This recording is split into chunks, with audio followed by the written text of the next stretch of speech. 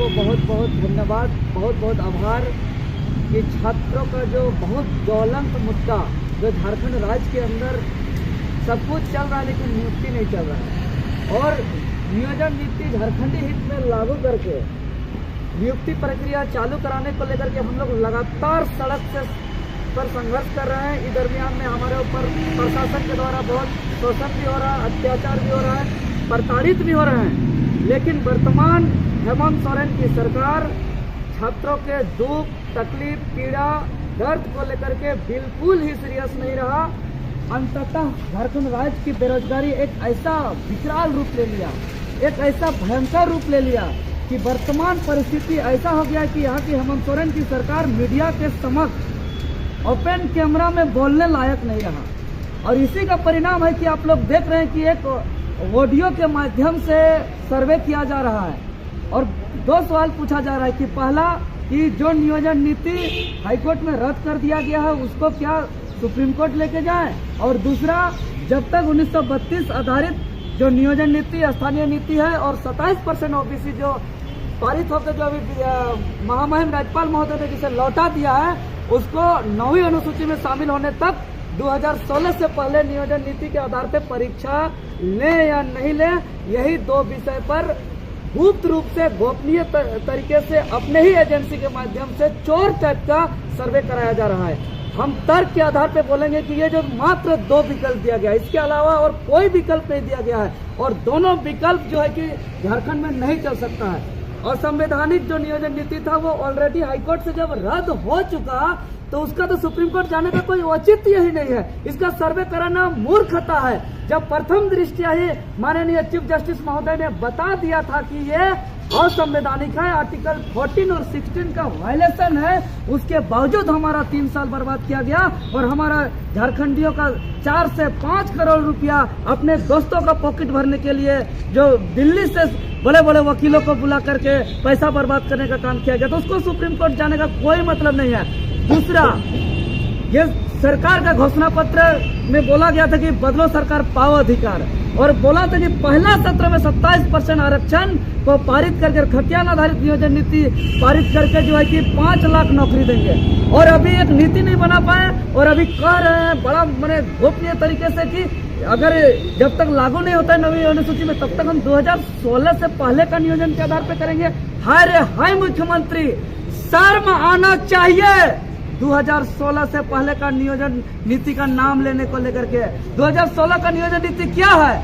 2016 का नियोजन नीति 50% सीट को बांटा गया है। 50% सीट झारखंडियों के लिए और 50% सीट गैर झारखंडियों के लिए, और जो गैर झारखंडियों के लिए होगा उसको कोई कागज नहीं, कोई कटअप नहीं, कोई पेपर नहीं, और झारखंडी जो 50% जो पढ़ लिख के जो सब चीज रट लिए हैं, सब चीज तैयारी कर लिए हैं, उसको ऑफिस दौड़ना होगा, उसको स्थानीय बनाना है, जाति प्रमाण पत्र बनाना है, तरह तरह का उसको पेपर बनाना है, तब जाके उसको बैठने मिलेगा।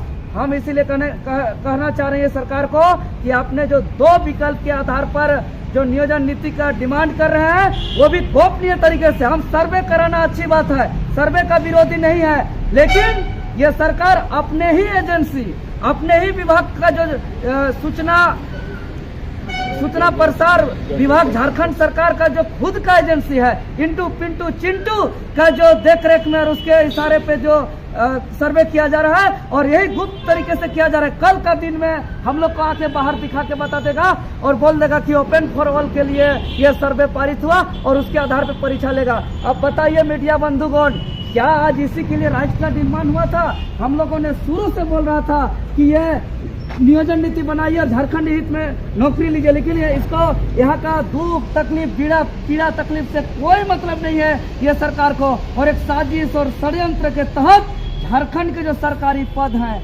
जिसमें झारखंड के पढ़े लिखे नौजवान को जो तैयारी कर रहे हैं उसको नजरअंदाज करके बाहर के राज्यों को यहाँ के नौकरियों को बेचने का साजिश रचा जा रहा है। ये बहुत गलत है। हम जान रहे हैं, सब कोई भली भांति जानते हैं। अगर बाहर राज्य के छात्र आएंगे, कितना दुर्भाग्य होगा इस राज्य के अंदर।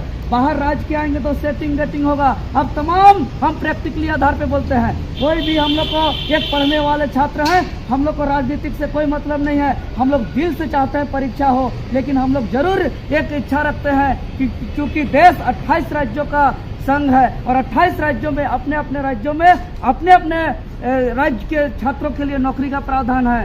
संविधान का आर्टिकल 371 के तहत गुजरात गुजरातियों के लिए है, महाराष्ट्र मराठियों के लिए है। 371 का ए जो है कि मणिपुर वालों के लिए है। 371 का बी असम वालों के लिए है। 371 का सी नागालैंड नागाओं के लिए है और 371 का डी आंध्र प्रदेश वालों के लिए है। तो झारखंड में ही क्यों जो है कि तरह तरह का गोपनीय रूप से इंटू पिंटू चिंटू के द्वारा बार बार जो है कि अपना गोपनीय चोर टाइप से क्यों सर्वे कराया जा रहा है? अगर सर्वे कराना है तो आप इंडिपेंडेंट बॉडी से कराइए। जिस प्रकार चुनाव अभी कराया जा रहा है रामगढ़ में एक स्वतंत्र बॉडी निर्वाचन आयोग के द्वारा, उसी प्रकार कोई स्वतंत्र बॉडी से कराइए। अगर आप नहीं कराना चाहते हैं तो झारखंड के छात्रों को और 2016 से पहले नियोजन नीति लाइएगा और झारखंडी छात्रों को दरकिनार करके बाहर राज्यों के छात्रों को नौकरी देने का प्रयास कीजिएगा। तो हम गोड़ लगते हैं, ऐसा हम लोग इसको कतई स्वीकार नहीं करेंगे। हम लोग अपना जान दे देंगे, हम लोग अपना कुर्बानी हो जाएंगे, खून बहा देंगे, लेकिन हम लोग ऐसा स्वीकार नहीं करेंगे। अगर आपको बहुत डिफिकल्ट लगता है महोदय नियोजन नीति बनाना, तो आपके कैमरे के माध्यम से हम बता देना चाहते हैं, बहुत आसान है। हम दुनिया का नियोजन नीति के बारे में बात नहीं करेंगे। ये झारखंड राज्य जो है कि ये बिहार के गर्भ से जन्म हुआ है और 2000 पहले से जो नियोजन नीति लागू था वही नियोजन नीति का बात करेंगे जो 3 मार्च 1982 से बिहार राज्य में लागू हुआ है। और बिहार राज्य का जो नियुक्ति होता है, कहीं पे कोई हाई कोर्ट नहीं होता है, कोई सुप्रीम कोर्ट नहीं होता है, कोई कोर्ट कचहरी नहीं होता है।